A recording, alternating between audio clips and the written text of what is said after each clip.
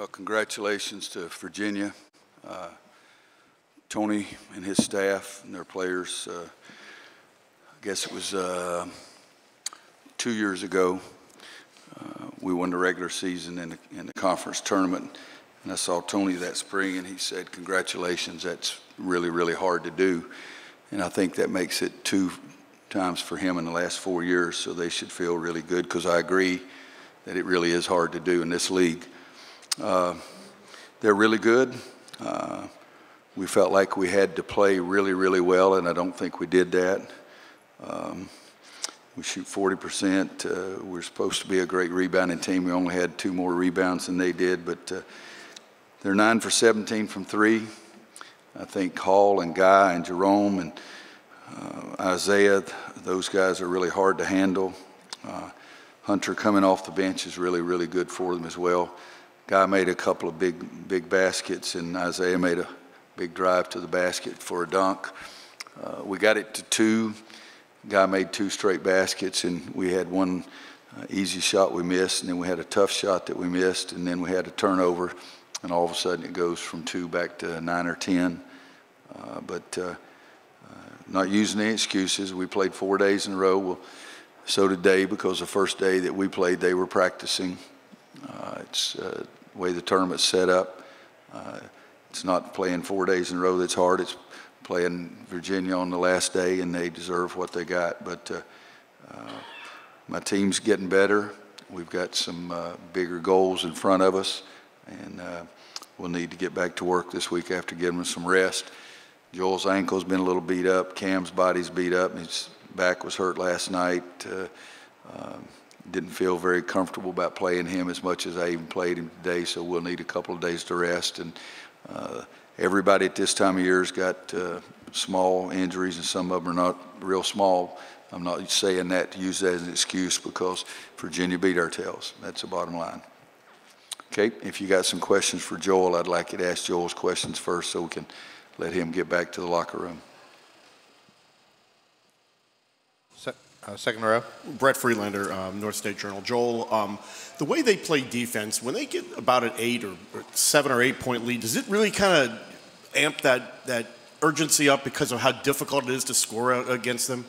Yeah, that's I mean, that's how they build their lead. You know, they get up on you, and then they put pressure on you, thinking you have to come down, and you think you have to get a quick shot to try to get that lead back, and then next thing you know, you take a bad shot, and then you got to go back down and play defense for 30 seconds again, and then now you're like, oh dang, we really have to get it going now. And so with them and how they play the slow pace that they have, it does kind of put pressure on you to think that you have to go down and take a quick shot and try to get that lead back in 1 possession, and that's where they take advantage of teams.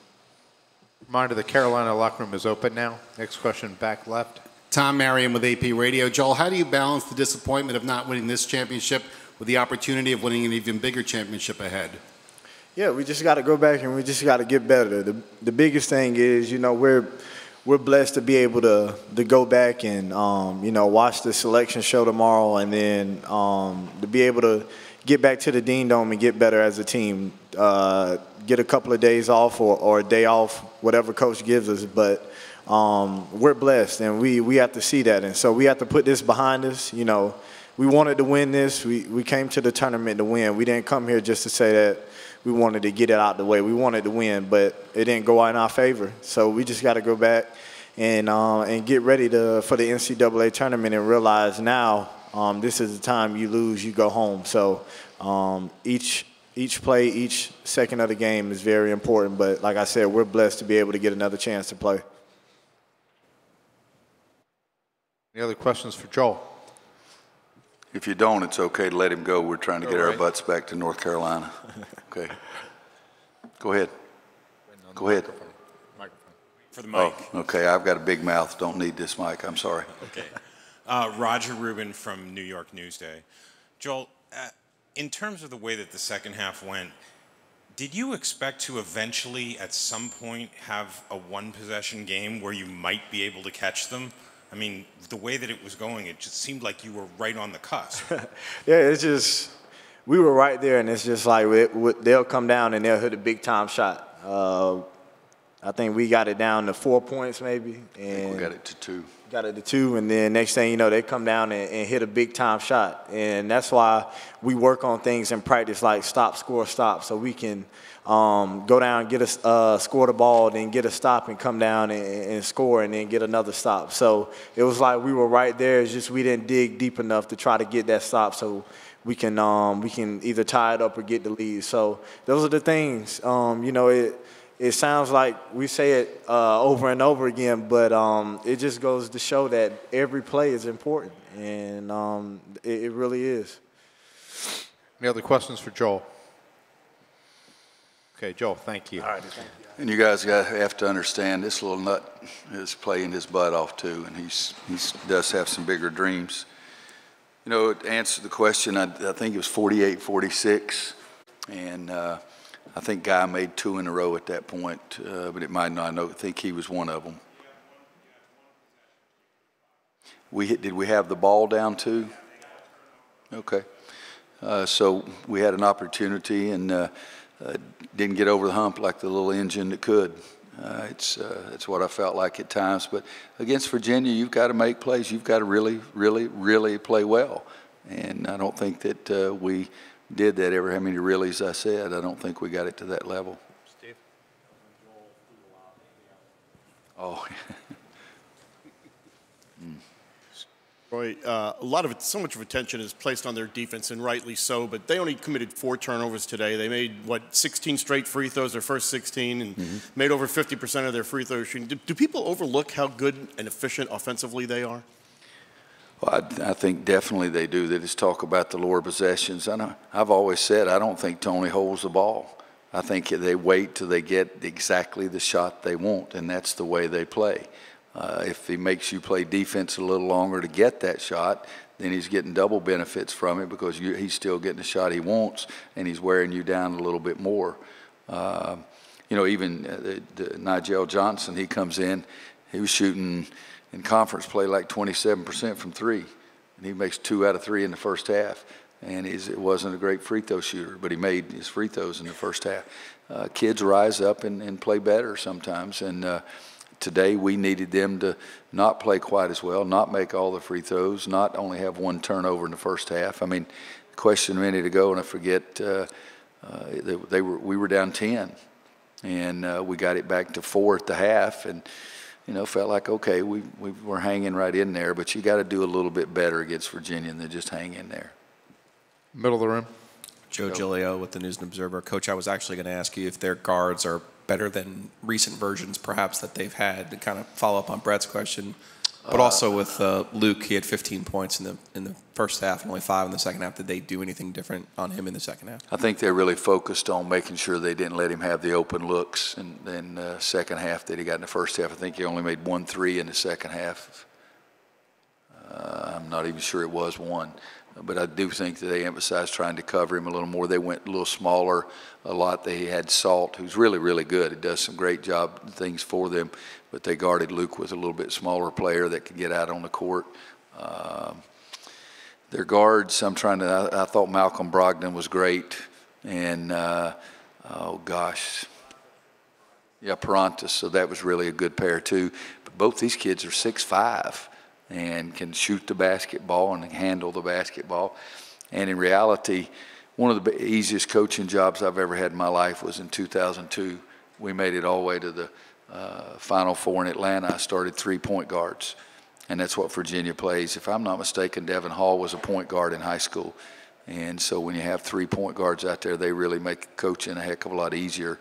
But they're really good. They really are. They defend you. They work hard defensively too, but they can score. Coach, Mark Tracy from the New York Times. You heard Joel talk about how, even, trailing by 5 against Virginia, the way they play can seem so big. Do you feel that too, first? And second, what do you tell them, during timeouts, et cetera, when, the game's really only 5-7 points away, but it feels like it's bigger? I tell them that each possession is worth more in a low possession game. I do all that prior to it. During the game, I try to be as positive as I can be or push them as much as I can. we don't talk that much about, okay, we're only down 5. No, let me back up. We don't talk about that. I say we've got a chance. We're still in this game. The game's not decided.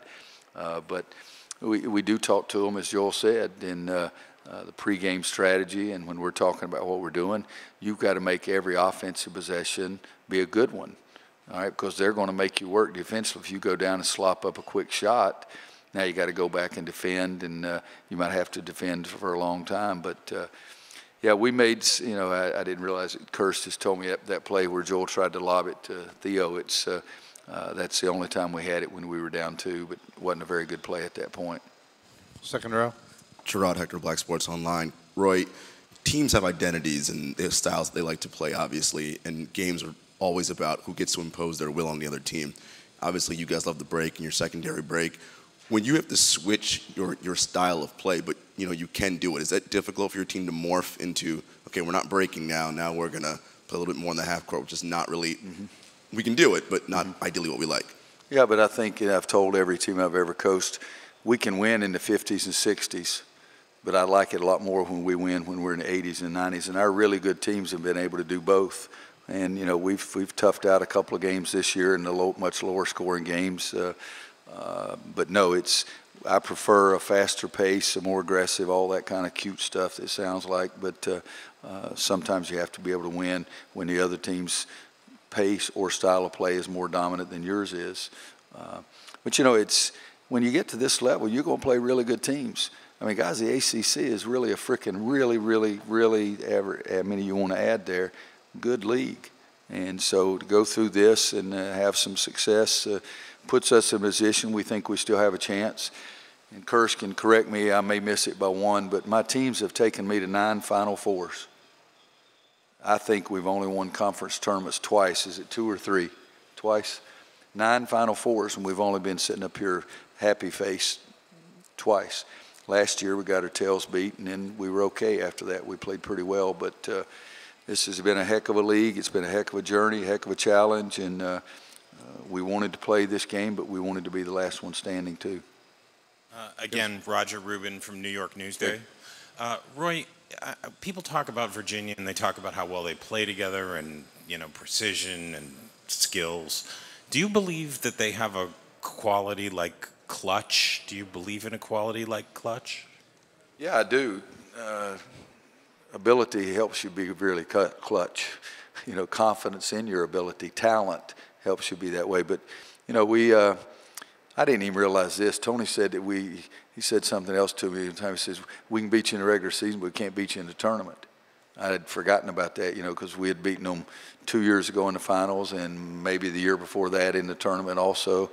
But I really like what he does. I don't mind telling you, today, again, he got his club to do what he wanted better than I got what I wanted my club to do. But they're really tough-minded. They're really intelligent. They realize who they are, and they play to those strengths and stay away from their weaknesses. And as a coach, you have to admire that, and the other coach being able to do that. I think that he's one of the really best coaches anywhere. I mean, I really believe that. We played his team from Washington State in one of the NCAAs, and they played like this. And he's just a very gifted kid who probably got most of his potential. I don't remember that much about Tony as a player. I know he's a good shooter and had a great percentage, but I think he got as much as he could when he was a player, and I think that's what he's trying to get his kids to buy into, and they're buying into it. Take 2 more questions, middle of the room and then to our right.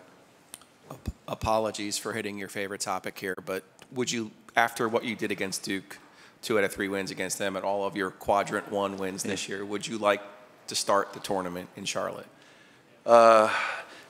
Kirsch and Clint and my wife and everybody's been talking to me about all that stuff the last couple of days. And last night's the first time I asked any question. I believe in. I don't mind you guys staying over there on the sidelines disagreeing with me, but I think last night's the first time I said, do you think that will change where we are going? And the answer I got from all 3 people, Kirsch, Clint, and my wife, was yes. They think that'll put us in Charlotte. So I said, okay, let's win tomorrow, meaning today, and then I felt like sure that it would do it. But you guys think I'm wacko. Hell, I just want to go someplace warm. I've been freezing my butt off up here. Last question. Not that you noticed stuff like this, but did you think anything when Virginia's picked 6th in the league before the season and was unranked in the top 25? You know, guys, I'm telling you, there's a lot of things I don't give a flip about, and that's lower than anything else. Okay? One of the greatest thrills of my life was walking in my gym at Kansas in 1990, and my senior point guard said, "Coach, they picked us 8th in the Big 8. That's last." And I said, "We're going to be all right." And he said, "No, they picked us last." I said, "Son, do you think that gives the other team an advantage? Do we have to give them points or anything?" We won 30 that year, so I can tell you, there's a lot of things in my life I worry about, and that damn preseason poll has never made that list. It has never made that list, but they got to get somebody to, you know. If they asked the coaches, we'd vote too, and we'd probably be just as wrong as the media is. Thank you. Thank you, guys.